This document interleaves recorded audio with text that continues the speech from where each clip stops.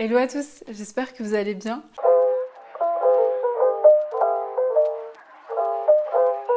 Je suis vraiment très contente de vous retrouver pour cette troisième vidéo déjà. Aujourd'hui, pour continuer un petit peu sur les bases, quand on veut commencer à prendre soin de sa santé, il est primordial que je vous parle du microbiote. Vous avez déjà probablement entendu parler du microbiote parce qu'on en parle de plus en plus. Je vais vraiment essayer de ne pas rentrer trop dans le scientifique, de vulgariser un petit peu les choses tout en vous apprenant quelque chose quand même. Le but de cette vidéo, c'est vraiment de vous partager mon expérience, qu'est-ce qui a fonctionné pour moi et mes conseils. Du coup, restez bien jusqu'à la fin pour connaître mes petites astuces pratiques, on va dire. Donc le microbiote, c'est vraiment un sujet qui nous concerne tous et qui est super important car le microbiote a une fonction qui est systémique. En fait, une fonction systémique, ça veut dire qu'il peut toucher un petit peu tous les organes de notre corps. Donc si votre microbiote à vous est déséquilibré, il se pourrait qu'il soit la source de vos maux de ventre, de ballonnements, de gaz, de diarrhée, de constipation, etc.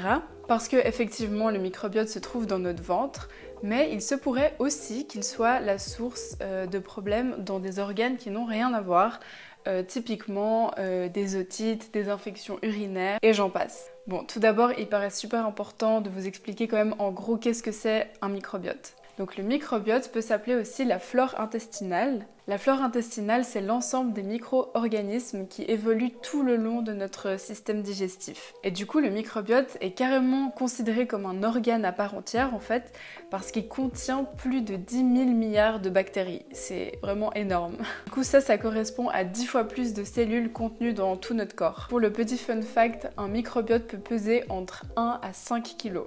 Dans notre microbiote, il y a énormément d'espèces de bactéries différentes. On en compte entre 800 et 1000 espèces. Et la majorité de ces espèces sont vraiment bénéfiques à notre santé. Du coup, c'est pour cette raison que le microbiote est vraiment hyper important et qui joue un rôle clé en fait dans notre santé. Il faut savoir que la composition du microbiote intestinal, elle est vraiment propre à chacun et qu'elle évolue en fait tout le long de la vie. C'est pas quelque chose de fixe en fait. Et ce qui est vraiment primordial dans tout ça, c'est l'équilibre de notre microbiote. Cet équilibre, il va vraiment se faire au niveau de quelle bactéries occupent quel espace et dans quelle quantité. La réalité aujourd'hui, et ça ma maman le voit beaucoup malheureusement dans les analyses des laboratoires de tous ses patients, c'est que très peu de personnes ont un microbiote équilibré. Ça veut dire que le microbiote intestinal des gens n'est pas suffisamment diversifié et que en général il manque certaines bactéries bénéfiques au fonctionnement de notre santé et à l'inverse certaines sont en excès. Du coup vous vous posez certainement la question, mais pourquoi autant de gens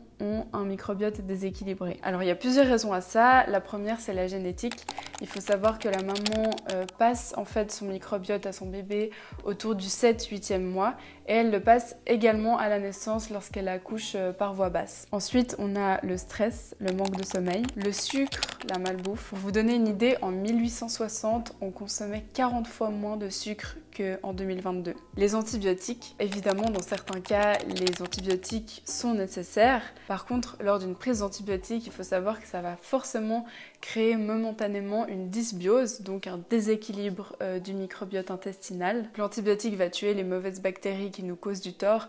Par contre, il va aussi malheureusement tuer les bonnes qui sont nécessaires au bon fonctionnement de notre santé. Les inhibiteurs de la pompe à protons, alors ça s'avère souvent être un cercle vicieux malheureusement. Ça ne veut pas dire qu'il faut jamais en prendre, vraiment je modère mes propos. Par contre, derrière on va devoir aller travailler sur nos bonnes bactéries. Et enfin, l'excès d'hygiène, donc trop d'hygiène tue l'hygiène. Ça tue les mauvaises bactéries, c'est cool, c'est bien, mais ça tue aussi nos bonnes bactéries qui sont vraiment nécessaires à notre fonctionnement. Donc lavez-vous, mais pas trop souvent quand même. Les conséquences de tout ça, c'est que malheureusement, ça va venir endommager notre jardin intestinal. On peut voir ça comme un jardin. Les belles fleurs, les bourgeons vont s'éteindre.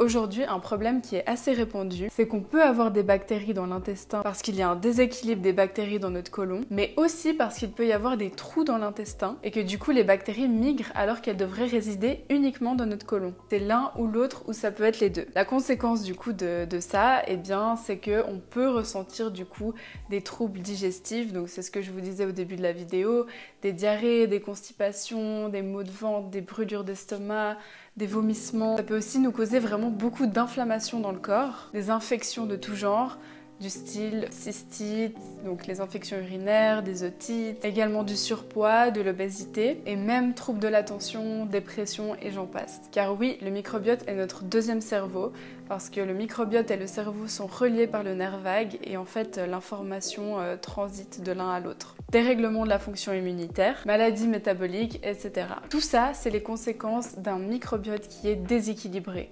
Donc on appelle ça une dysbiose. La conclusion, c'est que bien souvent, il faut travailler sur notre microbiote. Et ça, beaucoup de gens ne le savent pas forcément. Je vous l'accorde, c'est pas forcément très intuitif de se dire qu'une otite dans notre oreille est reliée probablement, potentiellement, aux bactéries dans notre intestin.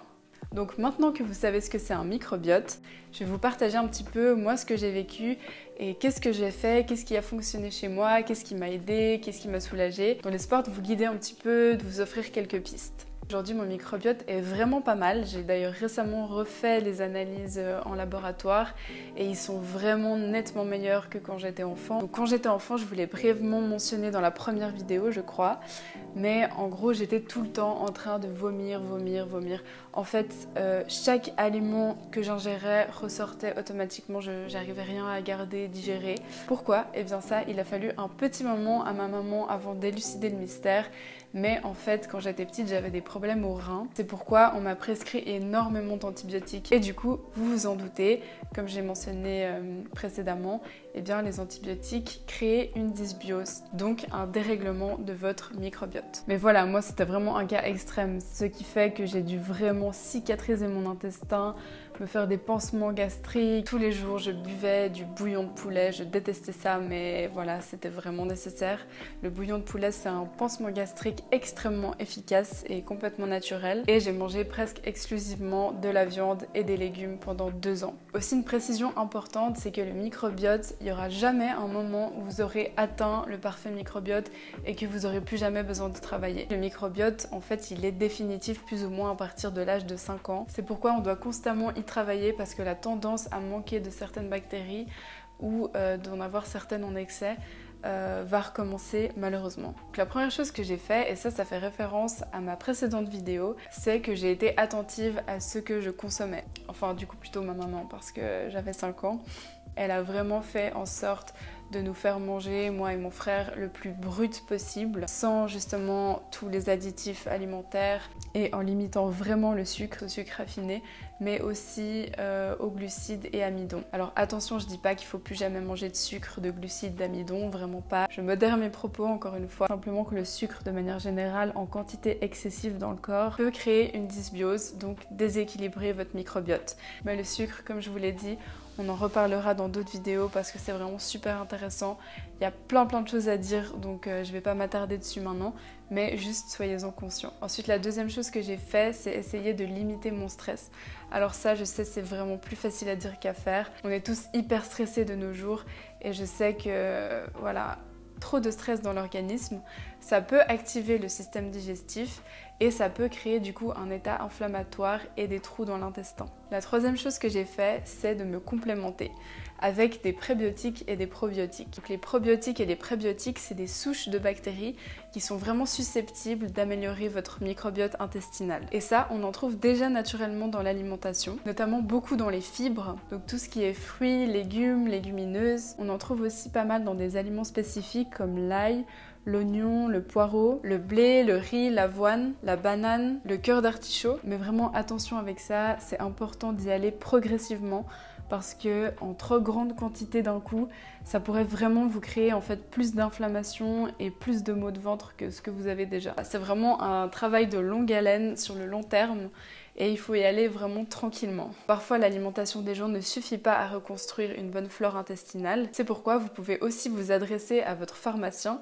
ou un professionnel de la santé, donc ma maman par exemple, une nutritionniste, micronutritionniste qui est un petit peu ouvert à ça. Et vous pouvez leur demander justement des compléments alimentaires, donc des probiotiques ou des prébiotiques. Personnellement, ma marque préférée, c'est la marque Pilège. Ils ont vraiment une large gamme de prébiotiques et de probiotiques. Ils ont fait énormément d'études là-dessus aussi, donc ils sont vraiment avancés. Vous pouvez aller consulter leur site si ça vous intéresse, je vous le mettrai en barre d'infos. Il y a vraiment un large choix, c'est pour ça que c'est peut-être un peu mieux de vous adresser vraiment à votre pharmacien ou à un professionnel de la santé pour qu'il sache en fait quelles bactéries vous donner. Parce que parfois il y a des gens qui prennent des probiotiques ou des probiotiques mais qui ne prennent pas forcément les bons, ceux qui sont adaptés à leurs propres problèmes, à leur propre flore. Et du coup, ce serait dommage de ne pas obtenir les résultats souhaités simplement parce qu'on s'est trompé de prébiotiques ou de prébiotiques par rapport à notre problème. Donc moi, j'ai beaucoup pris et je prends encore aujourd'hui le Référence qui est un spécial immunité,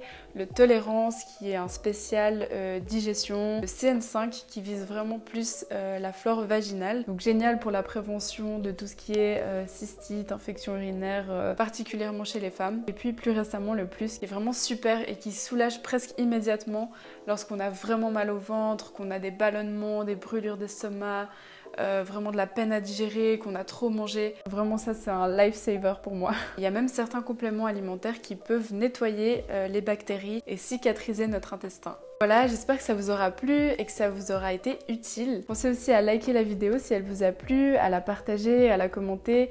Pensez aussi à vous abonner et à activer la petite cloche pour ne rien louper.